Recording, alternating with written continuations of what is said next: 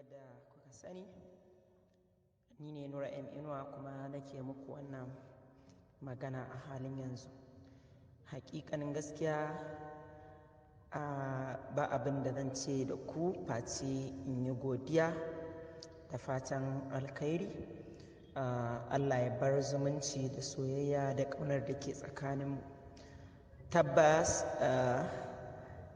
kun burge ni kuma kun bani mamaki, musamman na irin yadda kuke min bin kwakwaf kenan zan ce. Duk wani abu da nawa kuke da buƙatar kusan shi ko kuma kuke bibiyar sa yanda zai zama cewa babu wani abu da ya ɓuya daga gare ku. Kamar yadda muka yi sanar a wancan bidiyon da muka yi ta kwanaki, Nura inuwa zai saki sabon album ɗin shi a ƙarshen Januwari, a wannan watan da muke ciki ƙarshensa.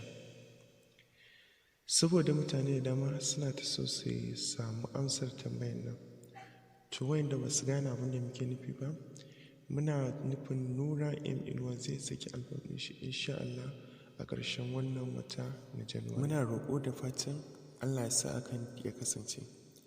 Duk da dai mun san a rayuwa dama akwai wani abun da muna tunaninsa zai faru lokacin nan, ko kuma wani abu ya zo ya canza shi. To amma dai muna roƙon Allah ya sa ya kasance a ƙarshen wannan wata Nura inuwa ya saki sabon album ɗin shi a Januwari ɗin insha Allah, a cikin wannan sabuwar shekara ta 2021. Muna godiya sosai masoya, ma'abota bibiyar Nura inuwa. Allah ya saka da alkhairi, Allah ya bar mu tare. Mun gode.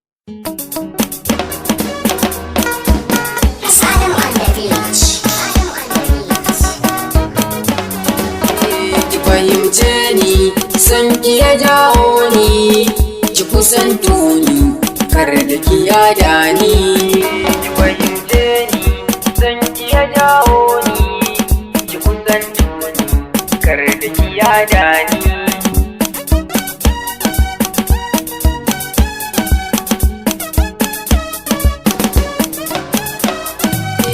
Ke na yi nuni ko da a cikin taro, ke zan furta ko za a yi min horo. In kin so ni ba jin tsoro, na shiga halwar sankiya mun rauni.